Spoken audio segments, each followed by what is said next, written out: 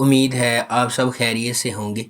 اگر آپ نے ابھی تک ہمارا چینل سبسکرائب نہیں کیا تو اسے ابھی سبسکرائب کر لیں اور بیل آئیکن کو دبانا بالکل بھی مت بھولیں۔ آپ کا بہت بہت شکریہ۔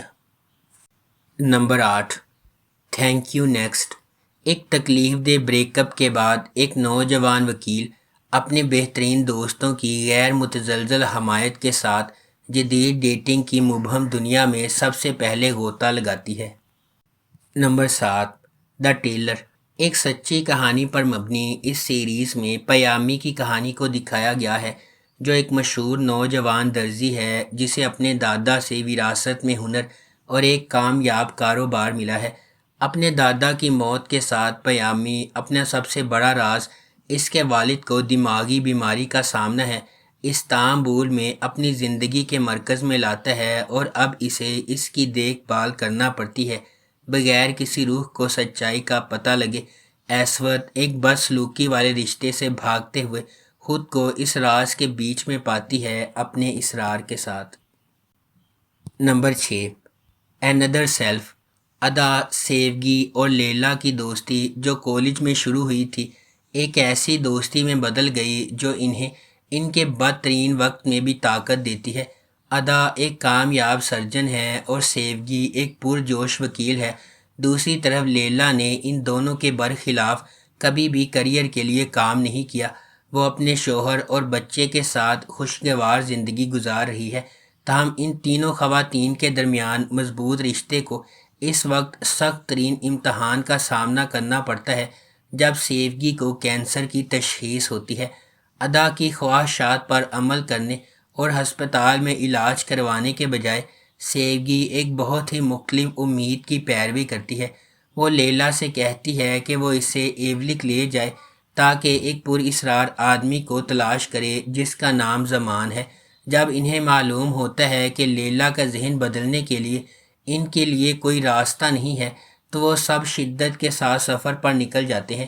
وہ نہیں جانتے کہ یہ سفر ابھی تک ان کی زندگی کو مکمل طور پر کیسے بدل دے گا۔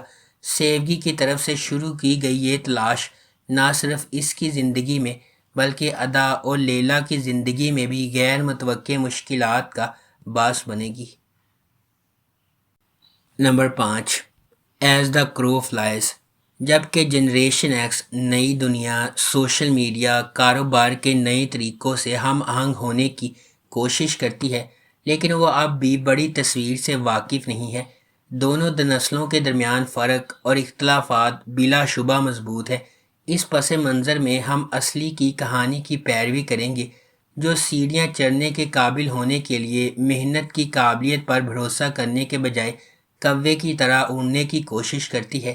سیریز میں سوال کیا جائے گا کہ آیا اصلی نئے دنیا کے طریقوں سے جیت سکتی ہے یا وہ ہار جائے گی تاکہ چوٹی تک پہنچ سکے اور میز پر سب سے زیادہ باوقار شخص بن سکے۔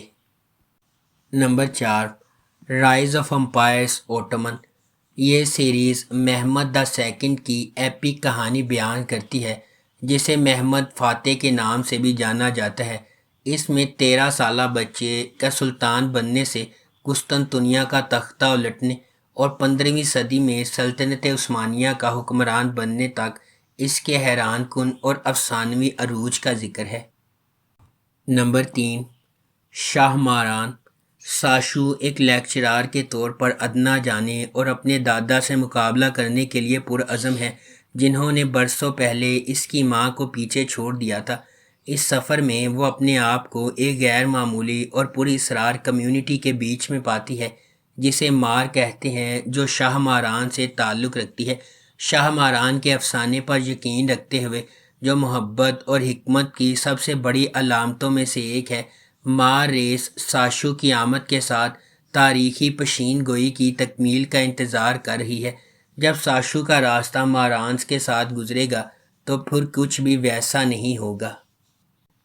Number 2، creature. کریچر ایک ایپک کہانی جو سلطنت عثمانیہ کے آخری دور میں رونما ہوتی ہے، بنی نوع انسان کے سب سے بنیادی سوالات میں سے ایک، موت اور بعد کی زندگی پر مبنی ہے۔ ضیاء ایک مہم جوئی، باغی، فروغ پذیر اور ہوشیار میڈیکل کے نوجوان طالب علم کو ایک بہترین معالج بننے اور معتدی بیماریوں کا علاج تلاش کرنے کی غیر تسلی بخش خواہش ہے۔ ضیاء کا راستہ ایک میرا ساتھی میڈیکل ڈاکٹر احسان کے ساتھ گزرتا ہے، جو باصلاحیت اور پاگل پن کے درمیان ٹھیک لائن کو متوازن کرتا ہے۔ وہ واحد شخص ہے جو صحیح معنوں میں ضیاء کے عزائم کو سمجھتا ہے، تاہم یہ دو اجنبی زخمی روحیں اس ممنوعہ تجربے کی قیمت ادا کریں گی جس کو انجام دینے میں وہ کافی بہادر تھے۔ انہوں نے جس قدیم خفیہ کاری کو ڈی کرپٹ کرنے کی کوشش کی ہے وہ تمام جہنم کو ڈھیل دے سکتی ہے۔ نمبر 1، کبریٰ۔ استنبول کی پیچھی گلیوں میں رہنے والا گو خان اپنی زندگی کی محبت سے شادی کرنے کے لیے اپنی زندگی کو اکٹھا کرنے کی کوشش کر رہا ہے۔ اس کی عام زندگی اس وقت درہم برہم ہو جاتی ہے جب اسے ایک آن لائن دوستی پلیٹ فارم کے ذریعے کبریٰ نامی صارف کے پیغامات موصول ہونے لگتے ہیں جس کا وہ حصہ ہے۔ تو مختلف وقت گزرنے کے ساتھ گو خان اس پیغام کے معنی کو سمجھتا ہے جسے اس نے شروع میں نظر انداز کر دیا تھا، اور پتہ چلا کہ کبریٰ کون ہے۔ اسے ان چیزوں کے بارے میں معلومات اور انتباہات دیتا ہے جن کے بارے میں کوئی نہیں جانتا، بشمول غیر متوقع واقعات۔